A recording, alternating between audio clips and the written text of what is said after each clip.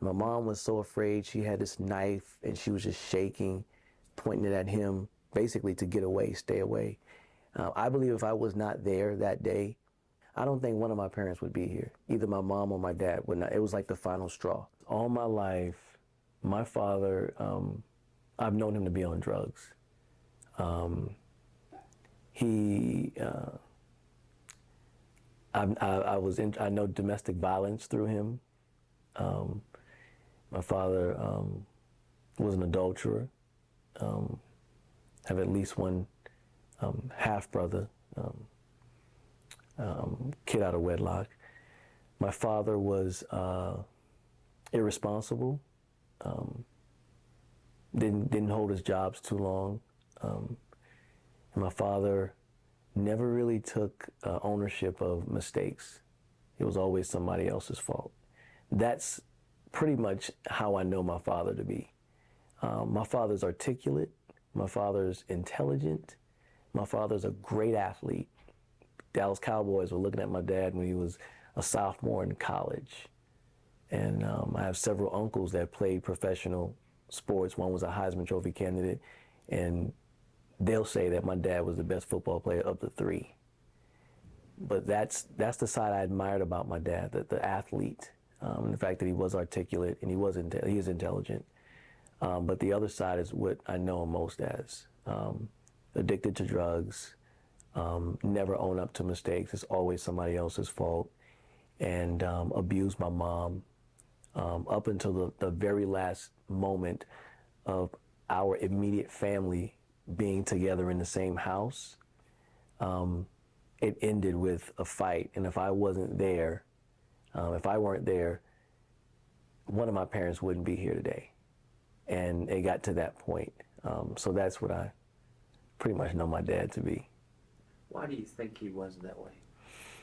I think my dad never knew how to be a father. He never knew how to be a man.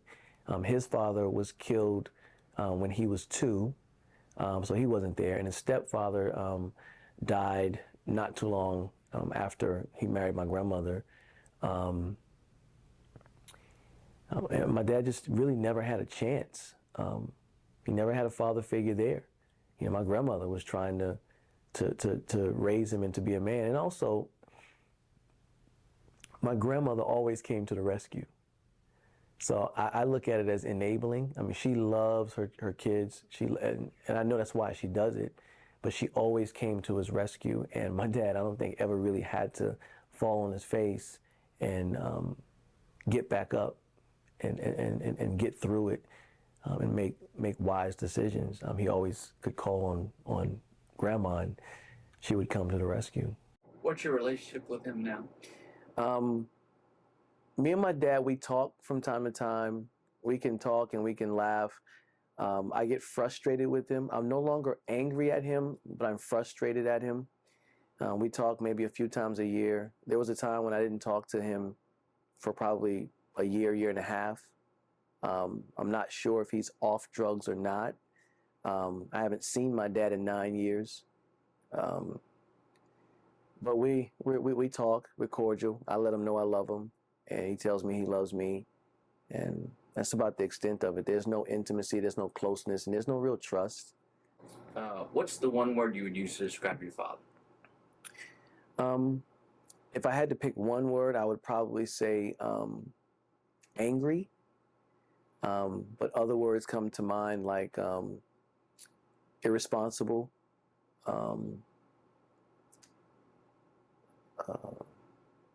stubborn, prideful, athletic. It's another word I would describe my dad. And tell me again about your dad's dad and what went on there. Well, my dad never really knew his father. His father was killed in South Carolina. My grandmother say that it was a cover-up, that he was killed by some racist white folks back in South Carolina. They say he drowned. The newspapers say he drowned fishing. But my grandfather served in World War II and swam to safety in Pearl Harbor in the midst of fire. So, yeah, my grandmother to this day, she doesn't want to talk about it. That's that's common. That was common back then. But he didn't really know him, and he learned at 9 years old that his father was killed, and his stepfather died not too many years after he married my grandmother.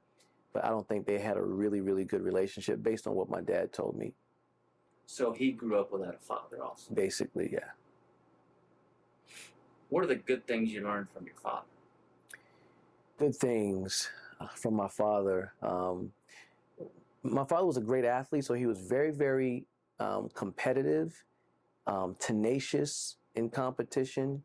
I mean, he had the heart of a lion out there, and I think I really got that from him. And I take that same lion's heart in different areas of my life. I don't see myself being a quitter, and there's a passion and a drive that comes with that, and a lack of fear, I guess. Not afraid of a whole lot. Maybe nervous for some things, but not afraid. So I think I got that from my dad. Some good things from my dad in that area. What are the bad things you learned from your father? My father had a short fuse, especially as it relates to my mom, really anybody. But I believe I picked that up just from watching, just from a spiritual standpoint. I think that's something that kind of just a transference on to me. That's what was modeled for me. At the same time, I think outside of the spiritual element, just modeling that for me. So I picked that up. So I've seen that in my relationships. I've seen that not just on the court, but just in life over the course of my life. I've seen that short fuse come up, and I believe I've gotten that from my dad. It's one thing. What do you wish your dad would have told you but didn't?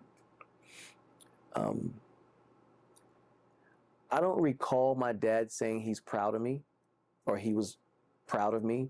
Maybe once, maybe graduation from high school. Other than that, and I'm not saying he never did, but I don't remember.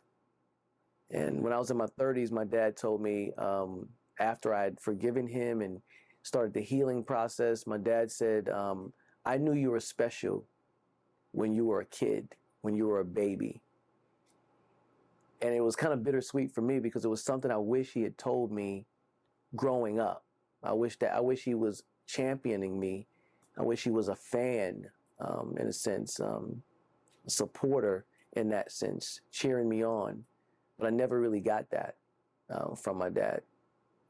Tell me the story again about the basketball incident with you and your dad. I remember playing, several times. Once in high school, he only came to one high school game, so that whole last 2 years of high school was kind of disappointing. In college, he was supposed to come to a college game, and he told me that he couldn't get in, but when I found out from sources, he never even came to the game. I had slipped and told him something about the tickets, and he used it as an opportunity to say, oh yeah, I couldn't get in, so I didn't make it inside. But the reality is he never even left home to come to the game, which was 2 hours away. And then in college, we played in the NCAA tournament. Either it was NCAA tournament or our conference championship game, but it was on TV, and everybody had been watching it. And I remember calling my dad and asking him, did he see the game? And he just casually, oh, nah, I didn't catch it. And it crushed me because it could have been 10,000 people. It could have been 1 million people watch the game. But the one person I wanted to watch the game was my dad. And he was the only person that didn't see it, it seemed like, of my family and friends. So it was crushing to experience that. And in college, I was 4 hours away driving from home. And in 4 years, he never once came to a game. 4 hours away. You told me too about a story about, I think you said you were running a touchdown and you looked over to see if he, tell me that again. When I was nine or 10, Little League football, the first year I played organized sports, and I had 4 touchdowns that game. And I ran one touchdown, and my first one, and as soon as I scored, I turned around and looked for my dad's jacket. He had a Kansas City Chiefs jacket on. It was my uncle's jacket from when he played for the Chiefs, and my dad was wearing it. And when I looked, he was in the next field over with his back to my game, talking with his friends who were coaching their little league team in a practice. So I ran the touchdown. As soon as I ran the touchdown, I dropped the ball and I turned and I looked for Dad. I looked around and I saw his back. And I watched for a little while. And by the time I walked to the sideline, not one time did I see him keep looking back to see if he was, to kind of keep his eye on my game. He was just talking as if, it was almost like he was just there just to say he was there. But he really wasn't in the game. And another crushing blow for a 9-year-old. All he wants is Dad's approval. What do you wish your dad would have showed you but didn't?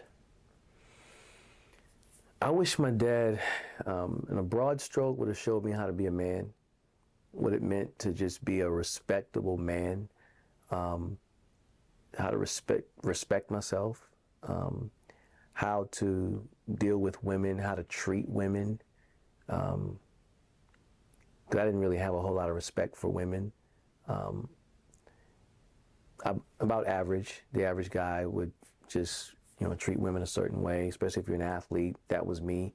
But I wish he would have taught me how to be different than all the other guys.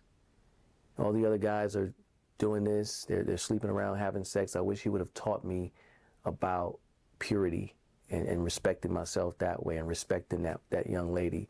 I wish he would have taught me not to curse, not to use profanity. I was real good at it by the time I was in 4th grade. I wish he would have taught me self-control. All the things that I know now that I so want to teach my kids, I wish my dad would have taught me. God willing, I have kids, but I wish my dad would have taught me those things. What is something that your dad did with you and or your siblings that you'll never do with your children? I will never so much as allow my kids to sniff me disrespecting my wife. I've never put my hands on a woman to hit her. I never want them to hear me raise my voice and disrespect her. I don't ever want them to see that. I don't want to model anger and rage for my kids. I don't want my kids to see me do drugs or even drink alcohol. I don't do drugs. I never really had a drug problem. Experimented for a little bit in college, but never had a drug problem. Alcohol was my problem. And I remember drinking certain drinks because I remember seeing my dad drink those drinks. No other reason. Didn't like the taste, but I remember the images of my dad carrying that bottle in his hand. And that was pretty much the only reason why I chose that drink out of all the drinks in the liquor store, because that's what my dad drank. Is there something that your dad did with you guys that you would do with your kids? When I was 15, I'll say this. When I was 8 or 9, my dad took me to the basketball court once, and when I couldn't shoot the ball the way he wanted me to shoot with the right form, because really I wasn't strong enough to do it that way, literally I remember being out there no more than 15, 20 minutes, and we left because he got so frustrated because I couldn't shoot it the way he was teaching me to. And I remember walking away feeling dejected and saying to myself, I just can't. Not that I don't want to, I can't. Well, when I was 14, 15, my dad took me to, when he was living in Maryland, he took me to the parks in Maryland, around Maryland, D.C., and me and my dad played. We'd never played together on the court, but we played ball that day together as if we played together every day. And we won about 4 games straight. We ran the court, me and my dad. And there was a couple other guys on the team, but it was really me and him. We played like LeBron and Dwayne Wade together. And I wish we had more of that, that's something I would do with my kids. I would participate in those activities. I would be engaged. At least that's my desire. I would hope to. Tell me about the incident that happened in that game when you got disoriented somewhat. Oh, there was another time we went to the park. So it was about 3 or 4 times we went to the park to play, different parks to play. And I remember, I guess, overheated, didn't have enough water, but I kind of blanked out, where I couldn't even see my hands in front of my face. It was just a blur. I literally was blind for a few seconds, and I freaked out. And in that moment, man, my dad, it's like he just instinctively kicked in. He came over, grabbed me, made sure I was okay. He got some, I guess, an ice pack or some cold water, and just kind of put it, and kind of told me to lay there, just relax, calm me down. He said, everything's gonna be okay, man. Everything's gonna be okay. And he had me a nickname for me at that time called Ace. He used to call me Ace. And man, I felt on top of the world, because my dad stepped in. Even if it wasn't anything he could really do, it was the fact that he tried, he wanted to, it just kicked in instinctively. And I wish I had more of those moments. The worst experience with my dad was the last time that my immediate family was together in the same house. And I had just decided to move to Maryland to be with my family, and we would all be living together, because I stayed back and lived with my grandparents. And it was a big fight the night before, and it spilled into the next day. My sisters were crying and they were scared. And my mom was so afraid. She had this knife and she was just shaking, pointing it at him, basically to get away, stay away. I believe if I was not there that day, and I believe that's why I think I was moving up there to live with them, but I believe God set that up for me to be there, because if I were not there, I don't think one of my parents would be here. Either my mom or my dad would not. It was like the final straw. It was the last time all of us were together in the same house. That's my last memory of my family together. And because he was, we blame him. I blame him for that. I don't care what my mom did. He was the one that was treating, domestic violence, abusing her. And that was my worst memory, I think, with my dad. The best memory would be some of what I said earlier, with coming to the rescue, so to speak, and playing ball together and running the court. And those were 2 moments in my teens when I felt like, yeah, it's me and my pops. And it reminded me of when I was a kid, when he used to play, when he was in his 20s, and he would play in the playground, and I would be there just watching and couldn't wait till one day I could play, because my dad played on that court. So those were some good memories. What do you wish your dad would have done differently? I wish my dad would not have gotten on drugs. It's funny because my mom told me that my dad always advised her, whatever you do, never use cocaine. And it's the very advice that he did not follow. Because I guess this is when cocaine really started kicking in the 70s. I don't know, maybe I'm a little off. But he advised my mom that, and he started using it, and he became addicted, seriously addicted to drugs, even more than he had been, combined with alcohol and the rage. So I wish he hadn't used drugs. I wish he hadn't abused my mom.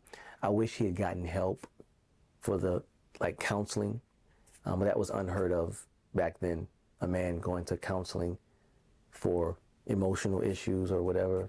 It's unheard of.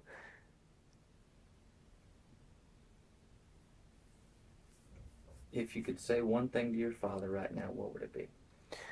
Without a doubt, I would try my best to assure him that I love him. I don't know if he hears that much at all.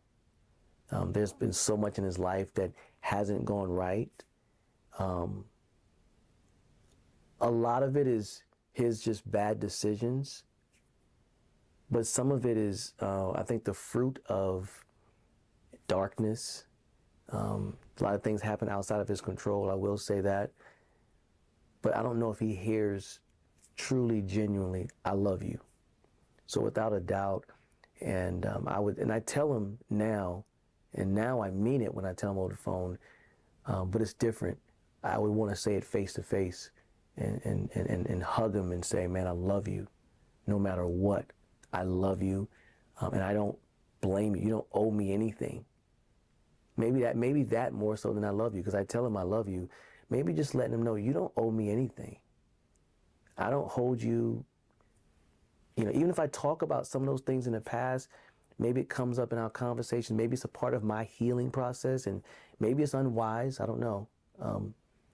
But you don't owe me anything. You know, I've healed. God has delivered me. You know, he's my father who never disappoints me. So I don't want him to walk with any guilt and shame. And I think he might still be walking with some guilt and shame, unconfessed guilt and shame. We talk about a father wound. Do you think your dad had a father wound? Absolutely. Absolutely. My grandmother told me that when he found out at 9 that his dad was killed when he was 2, she said from that point on, he was an angry kid. And I don't know my dad to not be angry. You know, I know my dad to tell jokes with his friends and laugh, and, you know, he had that side too. But it didn't take long. It didn't take much to get to see that side come out. The wrong thing said, and again, that's why I said earlier, I see some of that in me. But I absolutely believe he had a father wound.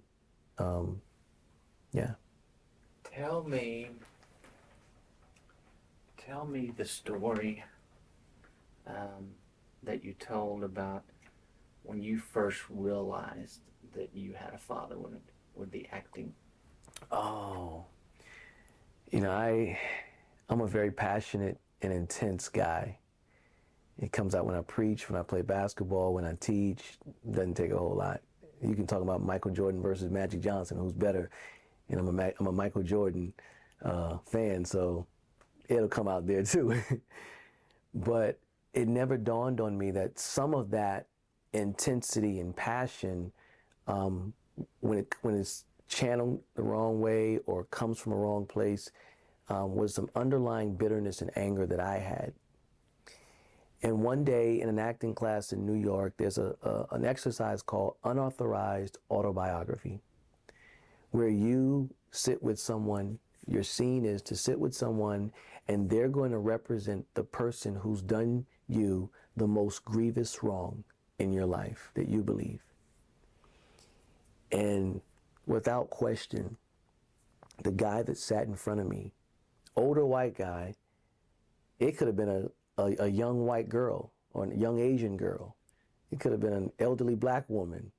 And I probably would have, I would have depicted them as my dad. And I began to just speak my heart from places I had never even imagined it coming from. And I spoke my heart, and people were in there crying. I ended up in tears, and it was one of the most powerful acting scenes in the class, but it was so powerful for me because it caused me to now deal with what was unearthed in that scene. And that's when I began to realize this is where it's coming from. Because there were things in me that sometimes I just wanted to fight. Just wanted to hit somebody. And never knew where that came from. And I started to then process during that time. When you hear the word father, what thoughts come to mind? Ideally, protector, provider. In reference to your dad, what thoughts come? Oh, abusive, drug addict, never owned up to responsibility, or never owned up to mistakes, never admitted mistakes. Now, when it comes to your heavenly Father, what do you think? Faithful. I believe I have a disconnect with my dad. There's no real connection with him. Love him dearly, but there's no intimate connection with him. Pretty much absent, both emotionally and physically for much of my life. But with God, I believe I can connect with God anywhere at any time. It could be in a crowded place, and I believe I can feel intimate with him, knowing that he's there with me. He's in me and he's there with me. So just faithful, if the first word, faithful. How has that changed your perspective of Father? My experience through discipleship, because I had it modeled. My first mentor, Pastor Brooks, modeled for me what it meant to be a man. And he said to me something that contradicted what my mom even said. She would say, "You're just like your dad." When she would get upset with me, "You're just like your daddy, just like your father." And that would hurt me. So I did not want to be like my dad. No matter what, I wasn't going to be like him. And my mentor, my first mentor, was the first person to say, "You are not your father. You're better than that." It rocked my world. It wasn't scripture verses. It wasn't anything Christianese. It was the practical truth. You are not your dad. So the person I was running from, I didn't have to run anymore. And it blew me away. I stared at him for a few minutes, and I had to process that. I'd never heard that before. And that really helped me. But then he began to model for me. Even with mistakes that he may have made, I understood that. But he began to model for me and teach me. And so now my perspective of Father is just totally different. I feel free. Because before I had no clue and knew that there was an ideal father, but because I didn't see it, didn't know what it looked like, there's no way I knew how to be a father. I could be a daddy, but if the word father came up, I'd be clueless. How did that connection, that influence of what your dad was like, how did that then transfer as far as what you thought God was like? Because of the absence, I should say, because of the disconnect, the distance between me and my dad emotionally, spiritually, I didn't really have that with God. I didn't even know it was possible. So whenever the word Father was spoken, my mind would go right to my father. So I could not separate the two. I mean, I told my dad, "Love you too," when we got off the phone. But it didn't come from any place. It was just what you say when you get off the phone.